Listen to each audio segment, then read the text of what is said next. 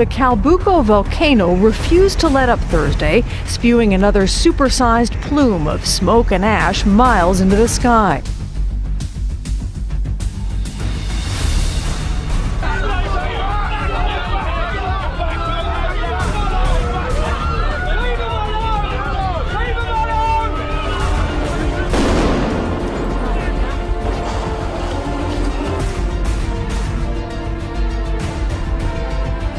Why is that? Because they asked you to, sir. Please comply. This isn't. Do me a favor, will you please? Are we under martial law, or is this? Can you do me a favor, please?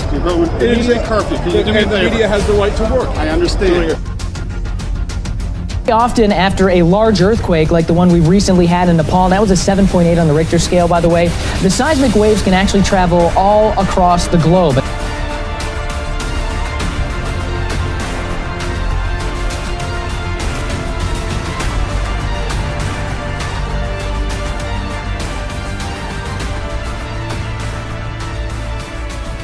This morning, a cloud of thick, dangerous ash is hovering, over parts of southern Chile. A volcano there erupted yesterday for the third time in about a week. This ash has forced the evacuation of people in a 12-mile radius around the mountain. Anna Werner shows us how the region faces another threat from Mother Nature today. Anna, good morning. Good morning, Gail. Well, for most of the week, the volcano was relatively quiet, but geological officials had warned it was still unstable and could erupt again. On Thursday, those predictions came true. The Calbuco volcano refused to let up Thursday, spewing another supersized plume of smoke and ash miles into the sky. Some villagers hadn't even finished cleaning up from last week's back-to-back eruptions when they were ordered to leave their homes once again. It's tough, this man said, because we had already removed all the volcanic material from the houses, so now to evacuate again is kind of hard. The volcano roared back to life last Wednesday after lying dormant for more than 40 years. Over the past week, a blanket of volcanic ash has coated nearby towns, choking the area's salmon industry and disrupting flights all the way to Argentina. So far, at least 6,000 people have been forced to evacuate, along with some pets. Many gathered at this shelter, unsure of exactly what they would go back to.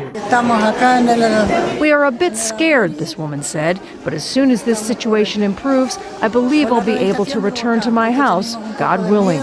Officials said this latest eruption wasn't as powerful as the first two. Still, they warn heavy rain expected today could lead to devastating volcanic mud, capable of destroying anything in its path. The eruptions have threatened to cause widespread and lasting economic damage. Some volcano experts say it could take the soil more than a year to recover, and the volcano could still erupt again.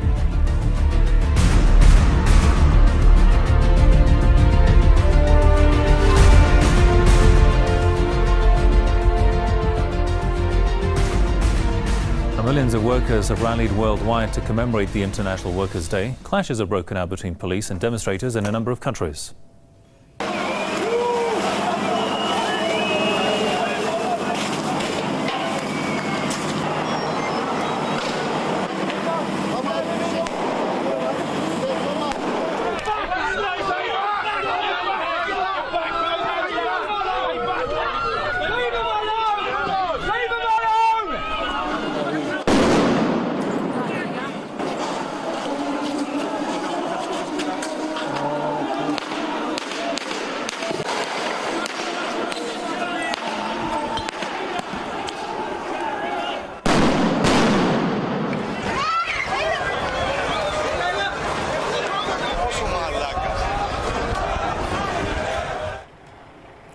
The demonstrations in Turkey were the first large-scale protests since the government passed a security bill giving police expanded powers to crack down on protesters. May the 1st marks the 1886 killings of workers in the U.S. city of Chicago. On that day, U.S. police opened fire on the workers during a general strike, killing hundreds of them. May Day has long been an occasion for various labor unions and groups to demand justice and better working conditions. In some South American countries like Venezuela and Cuba, people held demonstrations in support of socialist and communist governments.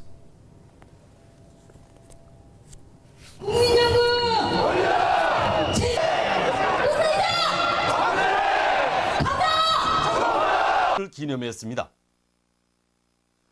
김영남 동지, 박봉주 동지를 비롯 Hindi tayo nakipag-almusal ngayon.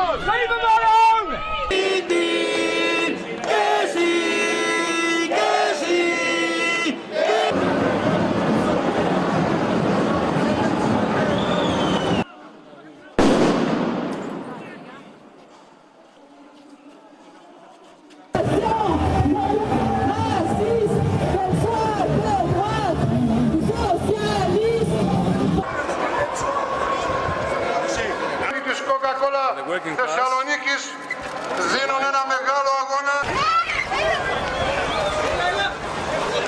Πόσο μαλάκας.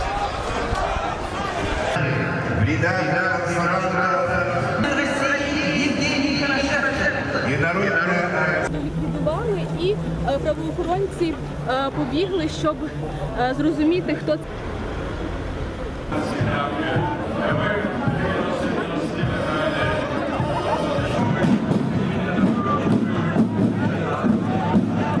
De la Academia Naval presentes en su Plaza de la Revolución. Nuestras escuelas militares es la continuidad.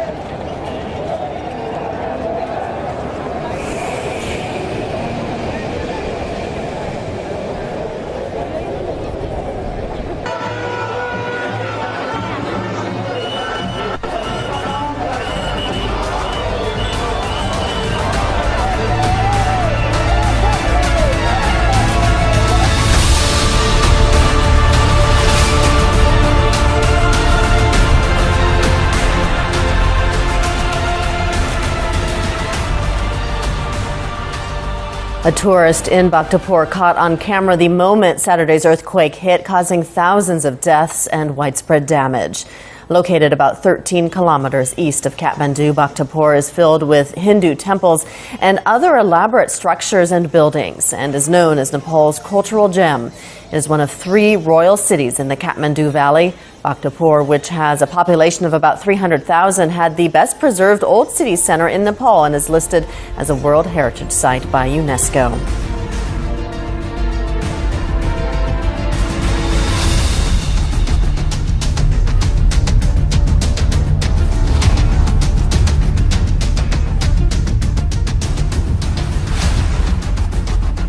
A Chinese soldier is being hailed as a hero for shielding a little boy from earthquake damage in the Tibet region. It was all caught on surveillance camera as buildings start to crumble.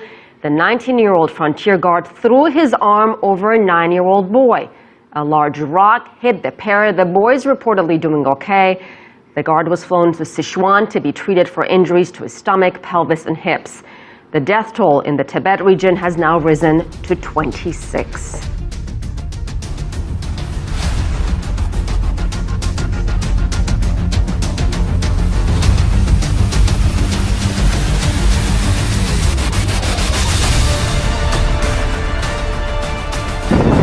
An oil rig worker captured a video of the sandstorm when he was on his way back home from Luntai County.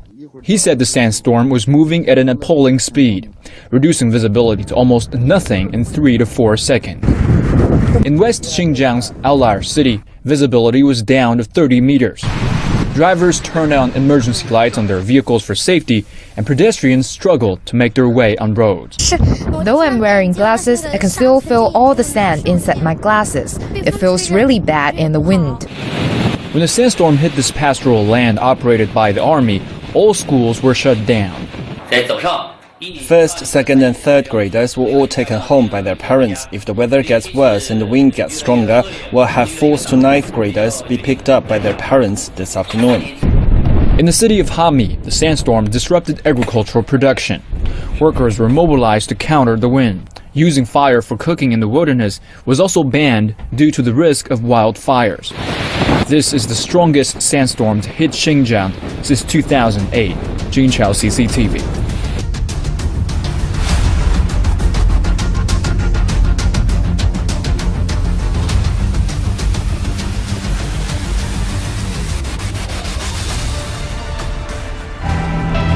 So the official start of hurricane season in the Atlantic is June 1st. That's about a month from now, so we're in early May, and it's not like it never happens, but it's still not every day you see anything tropical forming this time of year in the Atlantic. It's fairly rare.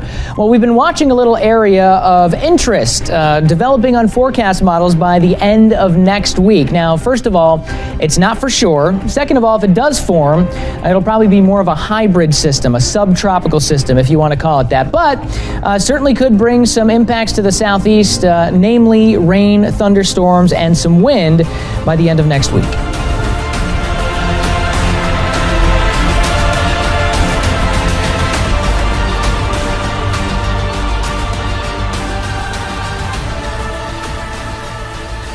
Having trouble in Fresno right now. In the 10 News Live Center, we're tracking this breaking story this morning. Take a look at this massive fire. It is burning at a PG&E power pole yard. Now, they say they're dealing with conditions of just endless fuel here. The flames have spread to nearby vegetation already, and there are also almost no hydrants in the area. Water in short supply here. This is visible from the highway around Fresno. Now, firefighters say they're going to be on scene for at least 12 hours. We'll keep tracking this. Virginia, back to you.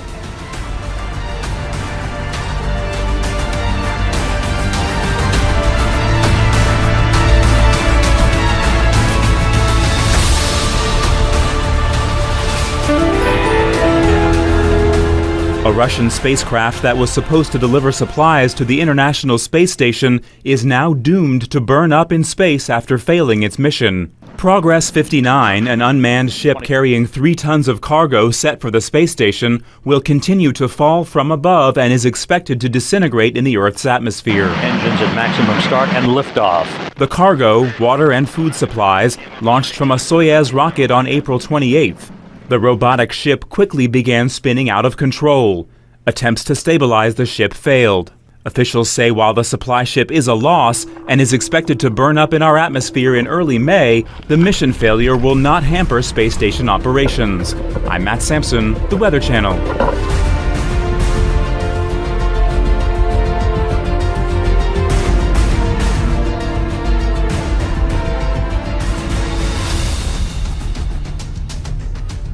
Welcome to Big Bang with me, Nivedna Prabhu. Bengaluru was brought to its knees as strong winds and heavy rains lashed the city today.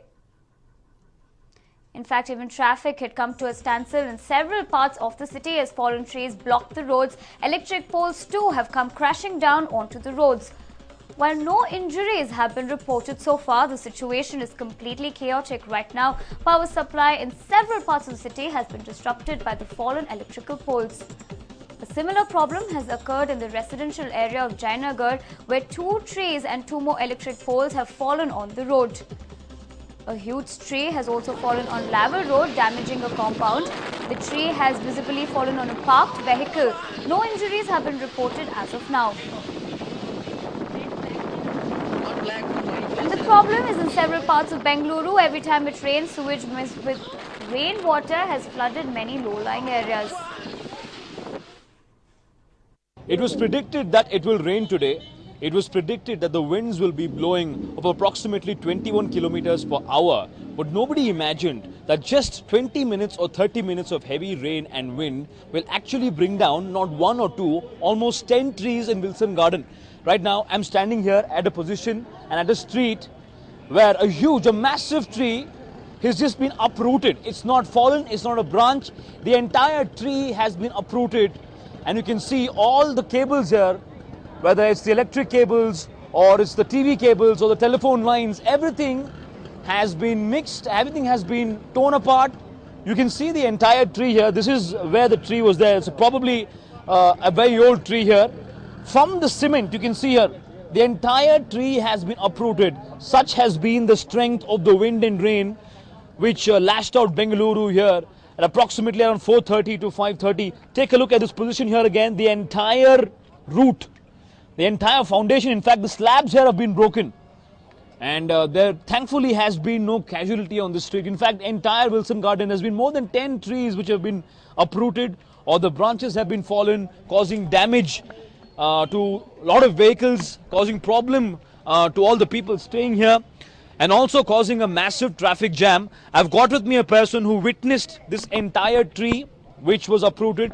Sir, what is your good name? Yeah, my name is Naveen. And tell us, what did you see here? Yeah, exactly, sir, around 5:20, between 5:20 and 5:30. I'm staying right in front of this, in the office. Maybe around 5:15, I could hear the slight of the uprooting sound, and immediately I could see the whole tree has fallen down. I hardly managed to come out from the office, and somehow came out. But then maybe around 5:45, when I came out, I could manage to take out my vehicle out. Then went around the Wilson Garden.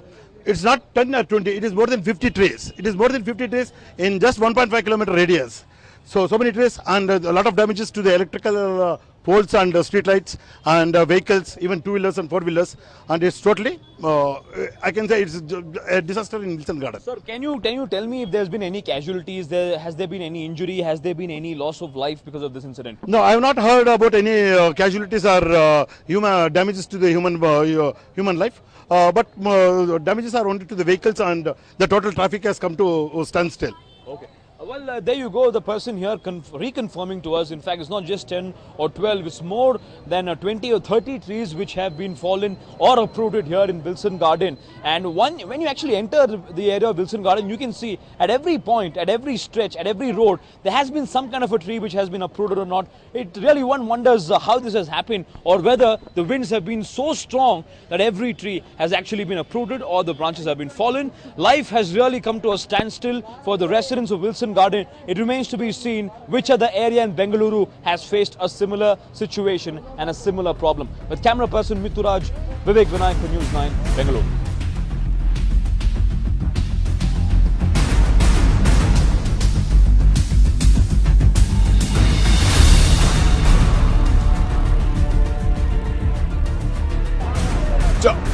This is one of the persons who was arrested. Why are you doing this? Protesting. Why is it so important to do this? For justice. And step back. For all people. Step back. Line it up right here. Step back. Very, very chaotic scene. Now, police are starting to move down the street because there's other individuals behind us who are now retreating up the street. They're trying to form a cordon now around the people who are being arrested so that we can't speak to them. And they have a heavy armored truck here that's now going after the individuals who are up the street. If you can look all the way down the street, you can see individuals there who took off once the police moved in here at City Hall. And here come the horses as well. Police clearly not taking any grief from anybody tonight here in Baltimore. A little surprising that the night would end with. Why is that? Well, then over here. Why is that? They're asking you to move down here, sir. But why is that? Because they asked you to, sir. Please comply. This is it. Do me a favor, will you please? Are we under martial law, or is this? Can you do me a favor, please? You're going. It is a curfew. Can you do me a favor? The media has the right to work. I understand. During a curfew. I understand. So that we can be on the sidewalk. That's the one they're asking you to. Miguel. Which place? Miguel. Well, I would prefer. It's not worth it. But that's all right. We will. Yes. Okay. He'd prefer to go home. All right. We're moving. They asked the media to go through. All right, Miguel. So they're letting us go through. I understand. They're letting us go through. All right. So we're going through. It is shocking that in a city like this that it would come to this. Most police officers have let us move fairly freely, but tonight, clearly, they want it to stop. I don't know that it is going to serve their purposes. Don? Yeah, I understand that you're very frustrated and you do have the right to work, but at this moment, we need you on TV. We don't want you to get arrested, and absolutely. You're quite right. We should be working. Yeah. Okay, so Miguel, stand by. I'm going to bring in, get some more. Another arrestee coming through. Go ahead. They just brought in another person who was arrested. So I've counted 1, 2, 3, 4, 5, 6, about 8, maybe 10 arrests tonight so far. It looks like probably more, given the number of locations that they were moving to and from. It's actually surprising, Miguel, that they're arresting people. And stand by, because I want to. Go ahead. Yeah, it's just a little shocking that they're pushing media back to the sidewalk as well. I mean, I think that the First Amendment and the Constitution still applies in Baltimore, Maryland under a curfew. They made that rule very, very clear when they put this into effect. And tonight, police are changing that rule, Don.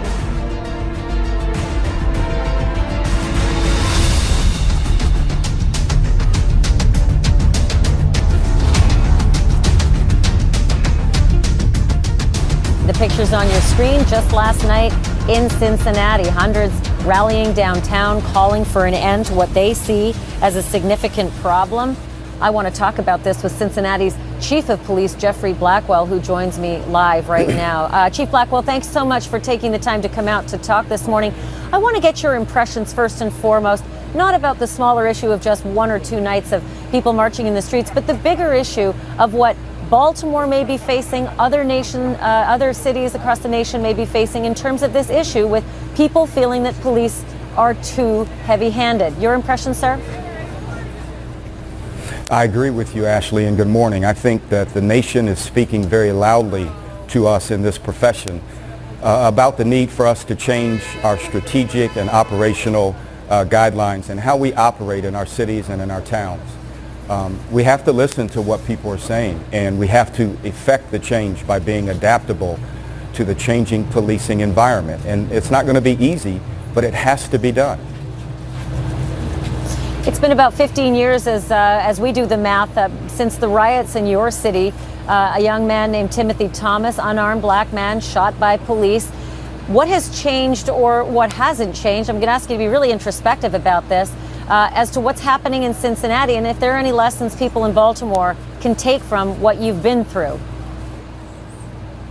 Absolutely, and Commissioner Batts is a good friend, and we will have discussions. I certainly want to help him in any way that I can.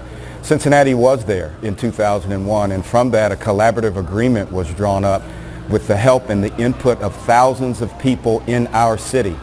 That expired in 2007, but we still live by that agreement today, 8 years after the expiration. But let me just say this, Ashley. If cities are waiting on the DOJ to come in and tell them what they need to do, they are behind the curve. America is speaking loudly right now from all walks of life in cities big and small that they want to see transparency, they want to see engagement, and they want to see constitutional policing. We do that here. We're engaged, we walk our talk. And we're not perfect. There is no panacea, if you will, of policing. But we try our best to remind our officers every day to treat people with dignity and respect and not be so concerned with the enforcement part of the job that we forget the engagement part, the need to collaborate with our citizens, 99% of whom are good, honest, hardworking people.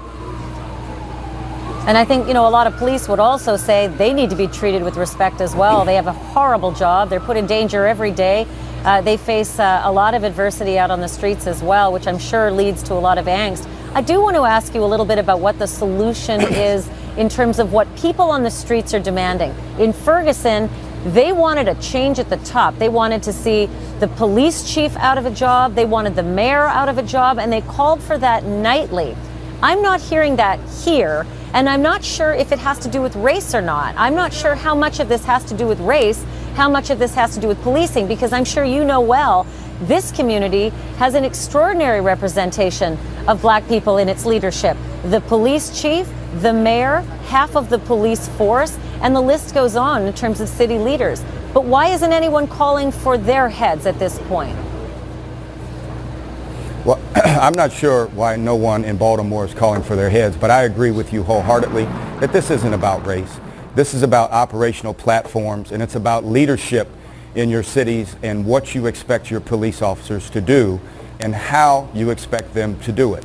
It starts with the chief, but it has to be pushed down to the street level so that your cops in your city are treating people fairly and in an unbiased fashion, and that also that they don't have a strategic platform of only enforcement. We can't arrest our way out of crime, and I heard the previous show and a lot of dialogue about crime rates being down across the country, and they are, and yet we still have these protests that are growing every single day. So I think from the dialogue we need to take away that it's not necessarily about lowering crime rates. We can't hang our hat simply on the success of lowering crime in our communities.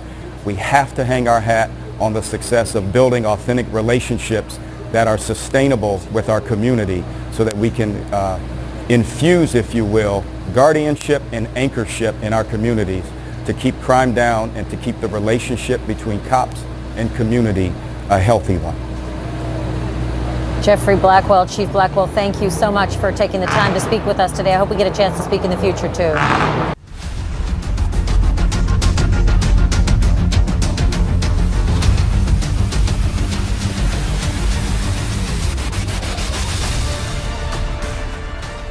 John Gonzalez joining us now live from the streets of Baltimore with the latest on reaction to the state's attorney's announcement. John, tell us where you are and tell us what you're seeing. Bruce, I'm at the corner of West North Avenue and Pennsylvania Avenue, what we've been calling this week the ground zero, the epicenter of all of the unrest here. This is where most of the rioting took place on Monday. And I can tell you things were really softening up as far as police presence. Yesterday, in fact, there were maybe 24 police at this intersection without their riot gear on. But in light of this press conference by the state's attorney, not only have the police officers now and the troopers put on their riot gears once again, but they've brought in more police and more National Guardsmen. We can also tell you that state troopers from Pennsylvania are also here now assisting with this situation. You can see many of them are still surrounding some of the buildings, lined up in front of the buildings here. This is the library here on the corner. So not sure exactly what's going to happen, what's going to unfold in the next couple of hours, but in light of that press conference, police wanted to definitely be at the ready here, just in case there was a little bit more tense moments, more unrest here at the intersection of West North and Pennsylvania Avenue. A lot of folks we've been talking to out here saying that, well, they're pleased to hear what the state's attorney had to say just moments ago, listing the charges in great detail and the officers by name. Just moments ago, a car drove by and we heard a passenger yelling out the window, "Justice, justice." So we've been hearing from a lot of the neighbors here and also, well, people who are a little concerned that there was going to be a little bit more unrest, maybe some more rioting today. As of right now, it's been just minutes since that press conference concluded and nothing out of the ordinary. As you can see, traffic is still moving. The roads are not closed.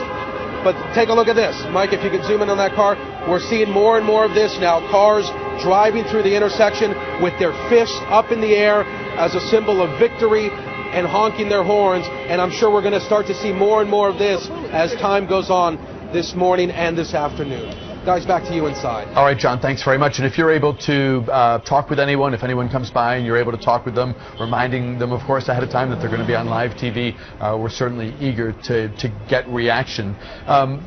Do you think folks will be surprised, John, or from what is known about the case, is the approach that the state's attorney has pursued here going to sort of dovetail with what the expectation would have been? I think the expectations are much greater. I think what happened during that press conference much greater than what many anticipated, I should say. From talking to people all morning long, they didn't think that we would get a full list of charges and names of the officers. So again, many of the folks we have been talking to, very pleased to hear what's going on. Let's see if we can turn the camera around and maybe talk to some of these folks real quick. We might be denied. Let's see what happens here. Gentlemen, can we talk to you real quick? Sir, can we talk to you real quick? Just your thoughts. I see you quietly observing an intersection that has been very tense at times here this week. And to see all the police move in today, more than what we were seeing yesterday, your thoughts on what you've been observing here today? I think it's disgusting that black people and poor people all throughout cities on the east and west coast are being treated worse than animals. Animals go to the SPCA and they're never ripped apart before they reach the destination, but black people are. And in a society where slave money built this entire country, I feel as though just equal treatment shouldn't be too much, to ask for. Now, the state's attorney just held her press conference. She, in great detail, gave the charges, charging several of the officers for the death of Freddie Gray. Your thoughts? Vindication? I would like to know if they were charged with murder, involuntary manslaughter, or a relation to those things. Because involuntary manslaughter, I was told, is only a 10-year maximum charge. So on a maximum charge with a good lawyer, you can walk away with 6 months probation. Assault on a Baltimore street is 10 to 15 years, and the most you'll get is a year, and that's only if you had previous violent charges. So if these police officers have no violent charges or record, involuntary manslaughter, they may not do the just time for the crime they've committed.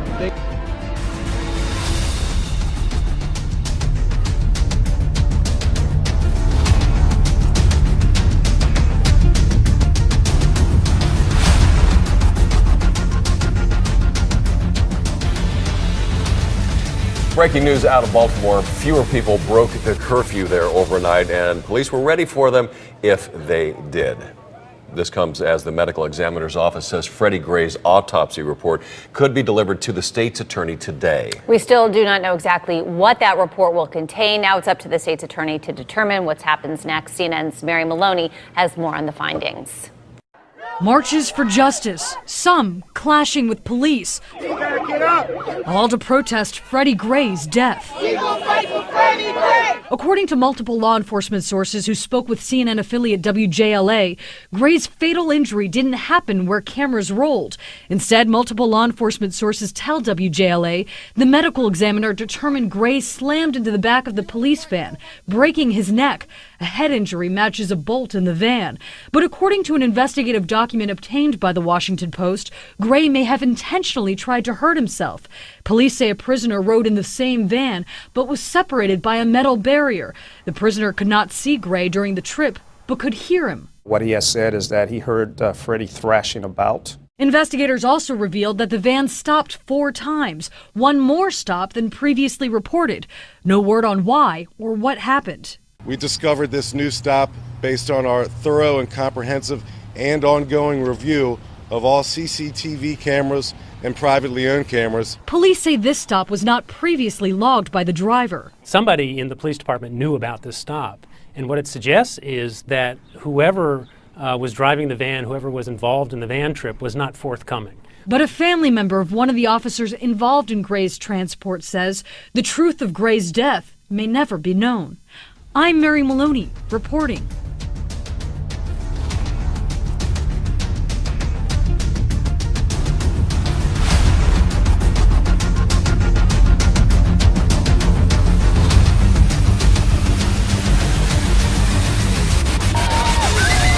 They came out in their hundreds, mostly Israeli Jews of Ethiopian origin. Angry at what they say was police brutality against a black Israeli soldier. Medics say more than a dozen people were hurt when scuffles broke out with the police. We are demonstrating against the police brutality. The police is acting with force, with unproportionate force against Israeli Ethiopian civilians. This video sparked outrage on social media where Israeli policemen were seen beating a soldier. It shows a policeman pushing him to the ground after he didn't initially obey a policeman's order.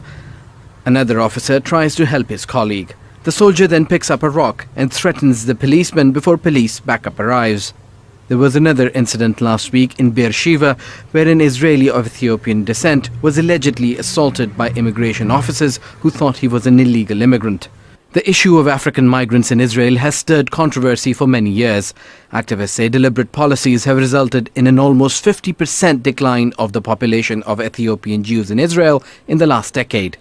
In 2010, WikiLeaks published a classified cable from Tel Aviv saying that 65% of Israeli households of Ethiopian origin relied on welfare to survive.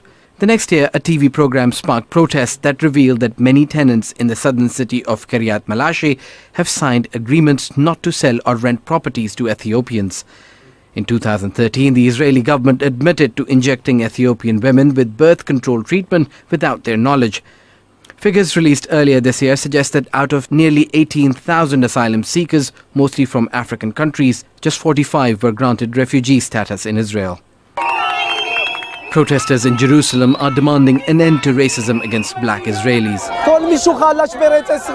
In the year 2015, those who are weak in the land of Israel have no reason to exist. We are subjected to racism, a covert racism, and it must be stopped. The Israeli government provides aid to some refugee groups, but they still struggle to integrate into society. To deal with the issue of nearly 50,000 immigrants of African origin, Israel has built a fence along the border with Egypt. It's also built large detention centers to house those seeking refuge without the required paperwork. The Jerusalem protests might be over for now, but unless race relations are improved, that anger is likely to continue to boil over. Osama bin Javed, Al Jazeera.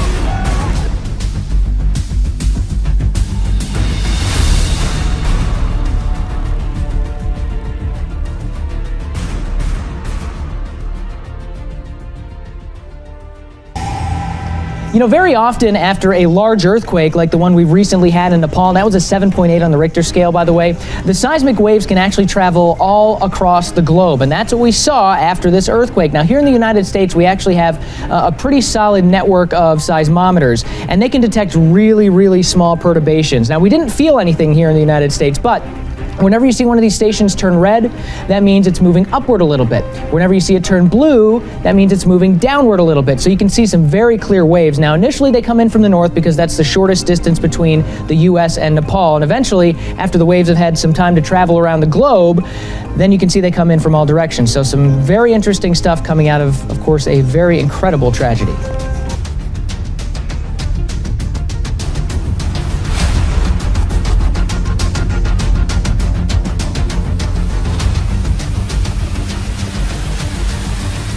Around the village of Dukuchap in Lalitpur, locals line up to get treated by a team of doctors. This is the first medical team in the village since the earthquake struck on Saturday, destroying most of the houses here. Kalpana Tamang and her daughters have been suffering from stomach cramps. The water is thick and smelly, but we have to drink it. Many patients have diarrhea and have been vomiting.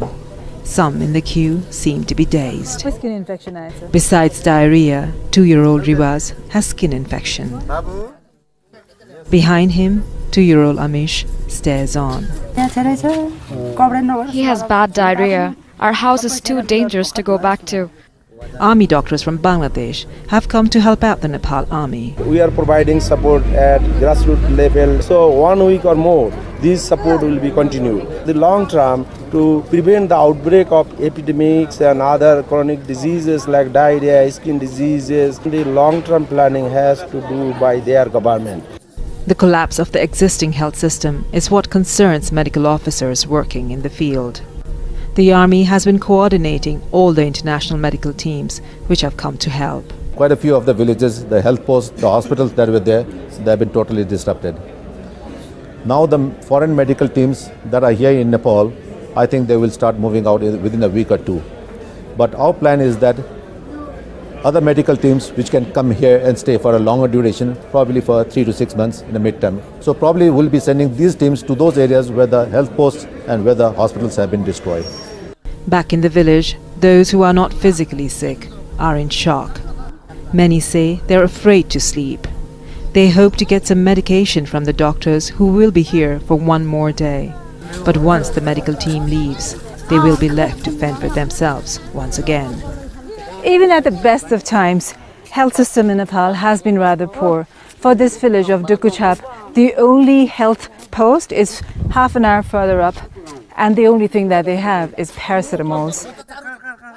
Not everyone has toilets, and people defecate openly in the streets. Water has been contaminated in areas like this, increasing the risk of epidemics. Subina Shrestha, Al Jazeera, Dukuchap village, Lalitpur.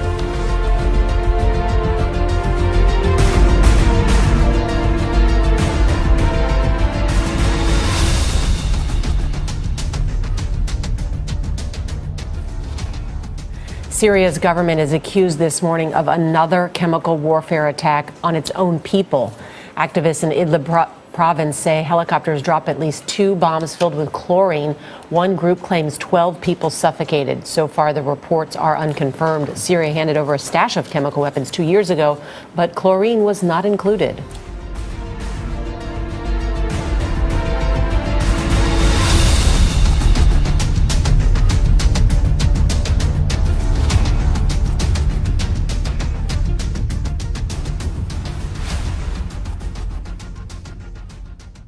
"300 miles off the coast of Oregon, a volcano is erupting again." Bill Chadwick is an Oregon State research professor and affiliated with the National Oceanic Atmospheric Administration. He says this same volcano, the Axel Seamount, erupted in 1998, 2011, and signs of it inflated like a balloon again meant it was ready to blow. We forecast that it was going to happen sometime this year in 2015, and it worked. It turned out correct. So not all volcanoes are this regular. In fact, usually it's, nature's often more complicated than we think or hope it is. Chadwick says it's easier to predict this volcano because of its simplicity and structure. A thin crust and tools help measure the earthquakes and level of magma. He says most of the Earth's volcano activity is in the oceans all around the world. They are what form the seafloor. So axial seamount is a place that's a great place to study all these processes that are happening all around the world, but it's very accessible. It's close to the west coast here. Charles Lane is a professor of geology at Southern Oregon University. He works in the Department of Environmental Science and says OSU has the perfect setup to study this volcano. Undersea volcanic eruptions are they're kind of cool, right? They're fun things. There's the whole element of wow, volcano exploding underneath the water. As far as danger to anyone on the coast of Oregon or Washington, Lane says there isn't much of that going on this side of the Juan de Fuca Plate.